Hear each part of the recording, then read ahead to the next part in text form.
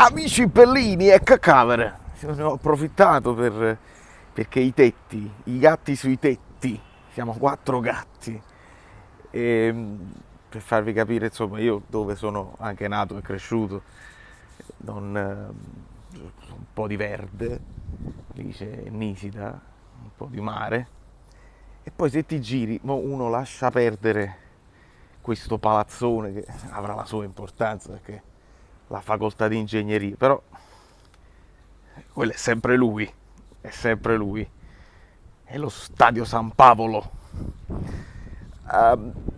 Bene, allora prima di tutto grazie che ti sei iscritto al canale, tu ultimo iscritto che non vedo il nome, va bene, e devo fare un altro ringraziamento però, Andrea che è stato il primo, magari sarà anche l'ultimo, che io stavo passeggiando a Via Diocleziano e mi fermo e dice, ma tu sei Valerio? Ah, me l'hai riconosciuto, che bellezza! E quindi un saluto ad Andrea e abbiamo almeno la notizia, abbiamo proprio le foto di Petagna con la maglia del Monza, Photoshop, ma insomma è ufficiale.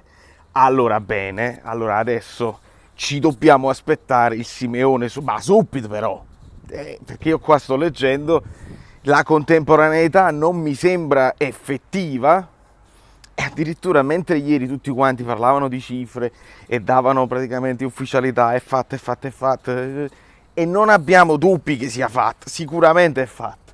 Poi bella e buona, la Juventus prova a inserirsi, che lo fate proprio apposta, cioè non avete un'altra idea, per forza vi dovete pigliare i nostri. E no, smettiamola. E comunque non ci dovrebbero essere problemi. Il problema che ci potrebbe essere è che non ce la facciamo in tempo per la partita.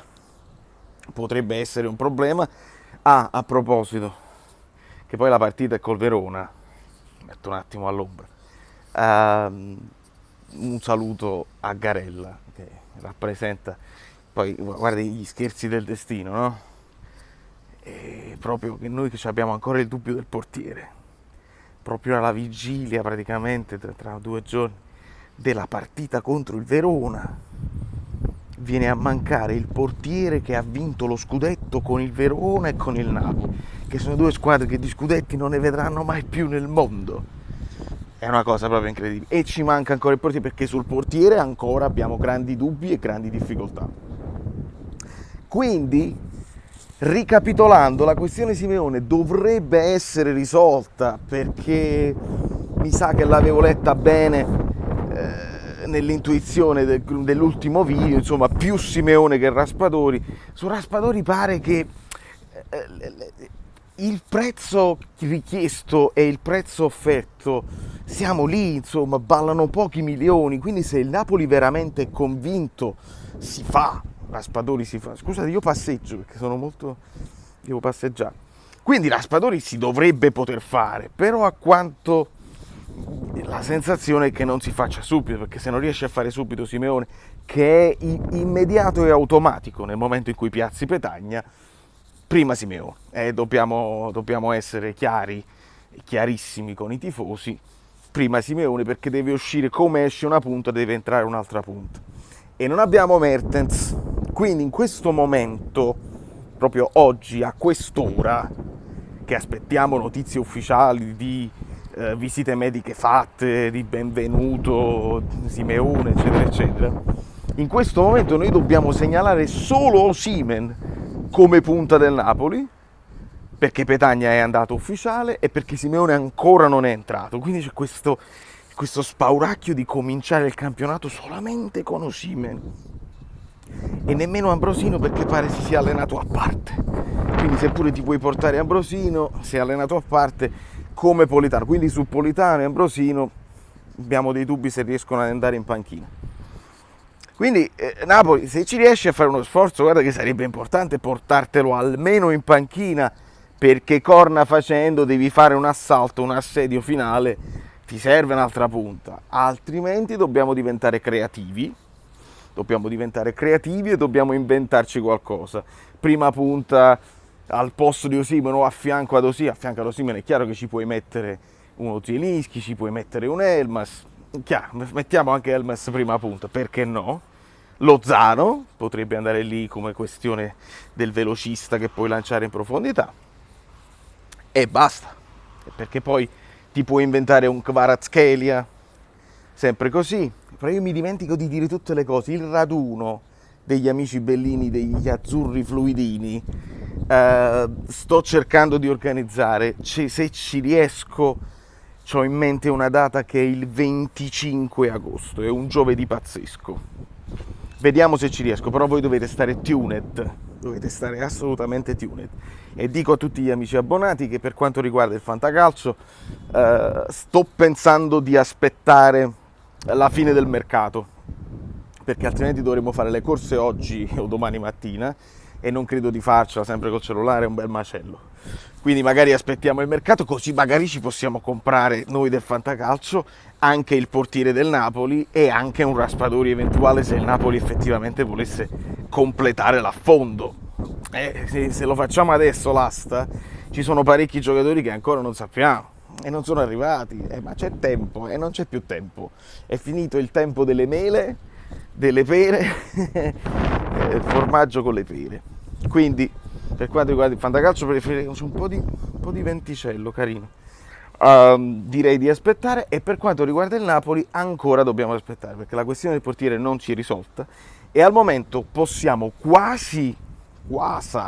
diceva Gennaro De Apri, possiamo quasi stabilire la formazione titolare, però abbiamo il dubbio in porta perché non sono sicuro, non vi so dire se Spalletti ha intenzione di lanciare Meret nella mischia dopo un'estate così calda di offerte e di non offerte, di sì ha rinnovato quando mai, è pronto eccetera eccetera, no non è convinto, no ma se arriva Kepa se ne va lui e se arriva Navas non esiste proprio, Sirigu può fare la chioccia, però se poi lui deve andare a giocare in prestito secco, quindi assolutamente tutto incerto e adesso io non so se Spalletti se la sente di mettere Meret titolare contro il Verona. Potrebbe addirittura affidarsi al più esperto Sirigu che magari non soffre la pressione di un esordio, non soffre niente perché ha fatto la sua carriera e da quello che ci ha fatto sapere Di Lorenzo è anche uno leader di suo, è uno che ha saputo tenere alto il morale dei compagni di squadra in nazionale. Insomma è uno che già l'ho scritto quando l'ha presentato il Napoli, è capitano già, capitano in 5 minuti. Quando dico capitano capite cosa intendo, no? Che si può far sentire con i compagni. Importante, italiano, comunque siamo in Italia, tutti stranieri, gli stranieri devono appoggiarsi agli italiani in qualche modo, perché è così. E quindi non vi so dire se Spalletti deciderà per Meret o per Sirigu. Se vi dovessi fare una percentuale vi direi 55 Sirigu e 45 Meret, perché Spalletti è stato molto, non proprio molto chiaro, ma nemmeno tanto sibillino. Ha detto sì, ce lo teniamo, lo abbiamo, un giovane portiere, quindi non lo vedo convintissimo. Però cominciare la stagione con Sirigu che non ha mai visto i compagni, non ha mai fatto nemmeno una partitina con Kim, con Di Lorenzo, con Rachmani e Mario Rui, anche quello potrebbe essere un rischietto che Napoli si doveva risparmiare e non correre.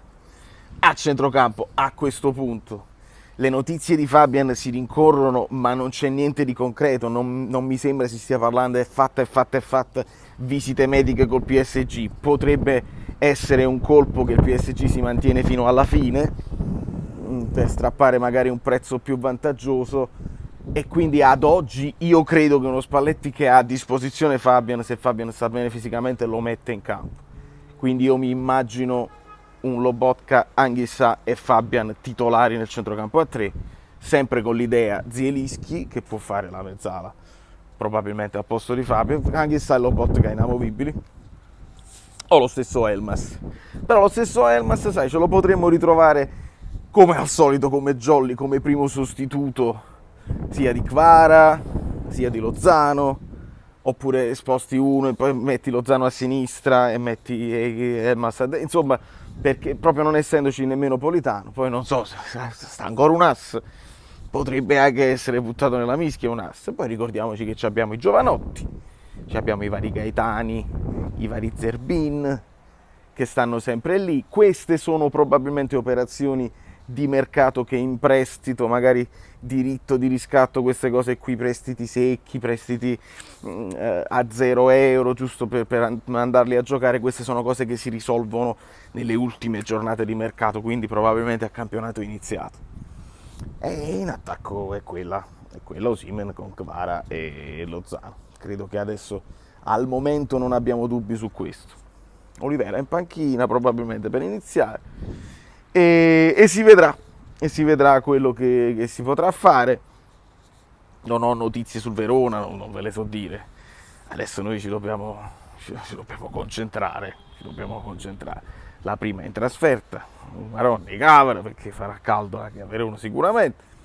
Però il Napoli deve cominciare bene. Mi raccomando, meglio se Simeone glielo levi. Sarebbe strano un Simeone con un piede già a Napoli, con la tuta del Verona addosso, con la maglietta del Napoli sotto, e poi se te lo fanno giocare lui che deve fare? È un problema che secondo me né il ragazzo né il Napoli si deve rischiare.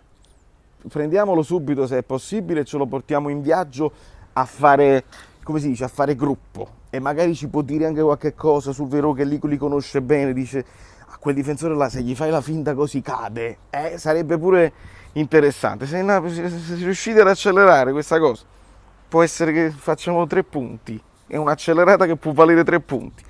Sul portiere non lo so, io credo che sia troppo difficile, troppo poco tempo. Magari se ne parla anche lui a fine mercato da Napoli, da fuori grotta, Valerio Fluido e tutto. Ci sono anche delle sorpresucce che succederanno a fine mese dopo il Monza, ma vediamo, perché Monza devo capire come, con chi, dove, e poi saprete tutto.